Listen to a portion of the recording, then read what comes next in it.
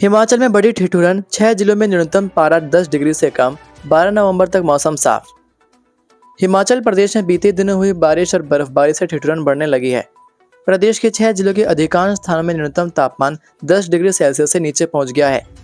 बुधवार रात से वीरवार तड़के तक शिमला, कुल्लू, किन्नौर, लाहौल स्पीति, सोलन और हमीरपुर में पारे में गिरावट दर्ज की गई।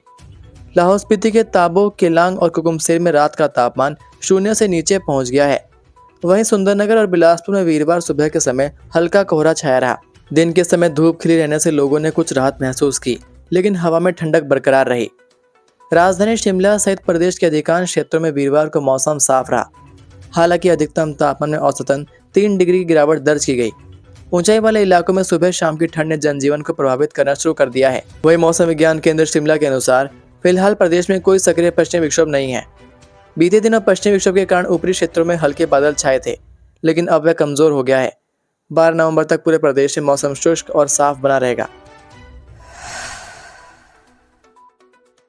सुखू सरकार कांगड़ा जिला में करने जा रही आधुनिक शहर का निर्माण, 10,000 बीघा जमीन चयनित।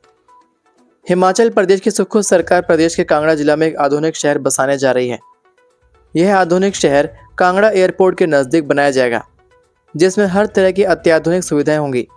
इसके लिए 10,000 बीघा जमीन का भी चयन कर लिया गया है। लेकिन एक बड़ा सवाल अब भी यही है कि आर्थिक संकट से जूझ रही हिमाचल की सुखू सरकार इस शहर को कैसे बसाएगी। इसके लिए पैसा कहां से आएगा। दरअसल हिमाचल प्रदेश की सुखू सरकार अब प्रदेश के इतिहास का सबसे बड़ा और आधुनिक शहर बसाने की तैयारी में है। यह शहर कोई साधारण नगर नहीं, बल्कि अत्याधुनिक सुविधाओं से लैस एक स्मार्ट सिटी होगा, जो प्रदेश की आर्थिक तस्वीर बदलने की दिशा में एक बड़ा कदम साबित हो सकता है। प्रदेश सरकार ने इस महत्वाकांक्षी परियोजना की जिम्मेदारी हिमाचल प्रदेश शहरी विकास प्राधिकरण को सौंपी है। इस शहर का निर्माण कांगड़ा एयरपोर्ट से करीब 10 किलोमीटर दूर लंज और तियारा क्षेत्र में होगा, जिसके लिए लंज और तियारा में लगभग 10,000 बीघा भूमि इस परियोजना के लिए चिन्हित की गई है। यह क्षेत्र गगल एयरपोर्ट और 4 लेन हाईवे के समीप स्थित है, जिससे यह आवागमन के लिहाज से भी अत्यंत उपयुक्त माना जा रहा है। हिमाचल में कब होंगे पंचायत चुनाव, सीएम सुक्खू ने कर दिया साफ। हिमाचल प्रदेश पंचायती राज चुनाव को लेकर आए दिन बयानबाजी हो रही है। पंचायत चुनाव को लेकर सत्ता पक्ष और विपक्ष के बीच भी तीखी नोकझोंक होती आ रही है। लेकिन अब इस सब के बीच मुख्यमंत्री सुखविंदर सिंह सुक्खू ने पंचायत चुनाव को लेकर बड़ा बयान दे दिया है। उन्होंने लगभग तय कर दिया है कि हिमाचल में अगले पंचायत चुनाव कब होंगे। मुख्यमंत्री सुक्खू ने स्पष्ट किया है कि राज्य सरकार नई पंचायतों का गठन नहीं करेगी और पंचायत चुनाव समय पर ही करवाए जाएंगे।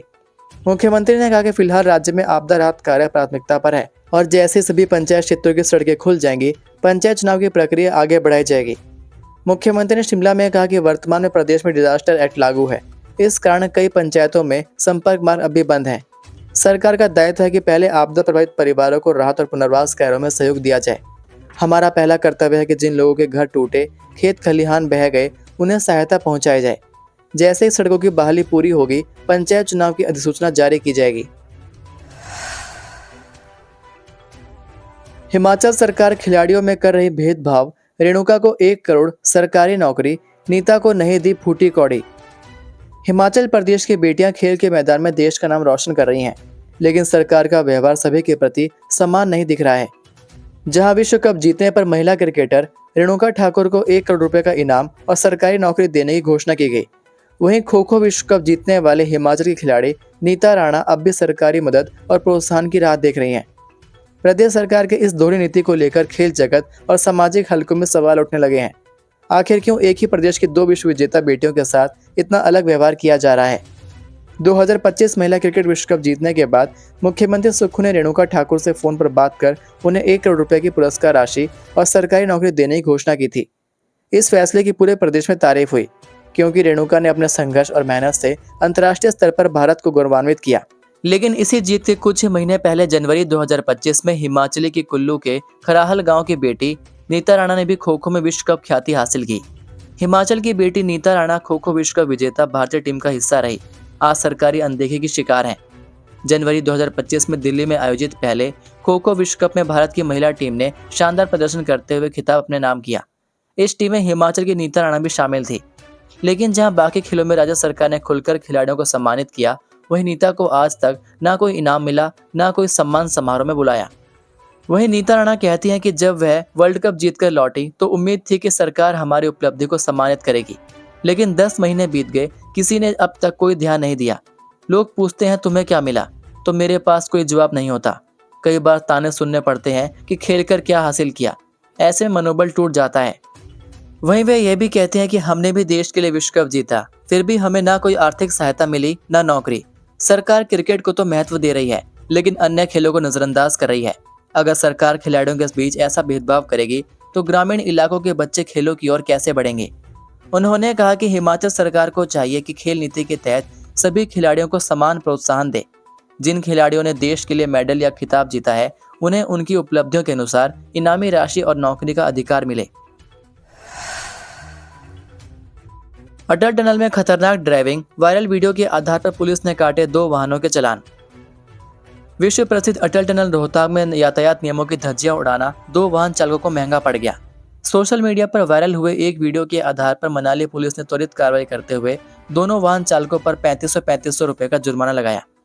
मामले की जानकारी देते हुए डीएसपी मनाली केडी शर्मा ने बताया कि सोशल मीडिया पर एक वीडियो वायरल हो रहा था, जिसमें एक गाड़ी का चालक टनल के अंदर खतरनाक तरीके से गाड़ी चला रहा था और यातायात नियमों का उल्लंघन कर रहा था। मामला ध्यान में आते ही पुलिस ने इसका तुरंत संज्ञान लिया। पुलिस ने वाहन की पहचान कर मोटर वाहन अधिनियम की धारा 179 और 184 के तहत 3500 रुपये का ऑनलाइन चालान किया। वहीं दूसरी गाड़ी में सनरूफ से भी एक व्यक्ति बाहर निकला हुआ दिखाई दे रहा है। इस गाड़ी का भी पुलिस ने मोटर वाहन अधिनियम की धारा 179 184 के अंतर्गत 3500 रुपये का चालान किया। मुख्यमंत्री सुखविंदर सिंह सुक्खू बोले, जयराम सब कुछ ठीक ठाक करते तो प्रदेश का बेड़ा गर्क ना होता। नेता विपक्ष और पूर्व सीएम पर हमलावर मुख्यमंत्री सुखविंदर सिंह सुक्खू ने कहा कि जयराम ठाकुर सब कुछ ठीक ठाक करते तो प्रदेश का बेड़ा गर्क ना होता। सीएम ने कहा कि आज राज्य की स्थिति निचले स्तर पर पहुंच गई है तो इसमें भाजपा के पिछले कार्यकाल की भूमिका है। जयराम ठाकुर कह रहे हैं कि उन्हें 1400 करोड़ रुपए का स्वास्थ्य का प्रोजेक्ट दिलाया गया। वह जानना चाहते हैं कि इसकी स्वीकृति कहाँ है और मंजूरी का पत्र कहाँ है। ये थे आज के मुख्य समाचार। हिमाचल प्रदेश की बड़ी खबरें रोजाना जानने के लिए सब्सक्राइब कीजिए DHP न्यूज़ चैनल को और बेल आइकन पर क्लिक करें, जिससे आपको प्रदेश की बड़ी खबरें हमारे द्वारा मिलती रहें। वीडियो को लाइक और शेयर ज़रूर कीजिए और आप हमारी वीडियो कौन से शहर से देख रहे हैं नीचे कमेंट करके ज़रूर बताइए। वीडियो में अंत तक बने रहने के लिए आपका बहुत बहुत धन्यवाद। जय हिंद, जय भारत, जय हिमाचल।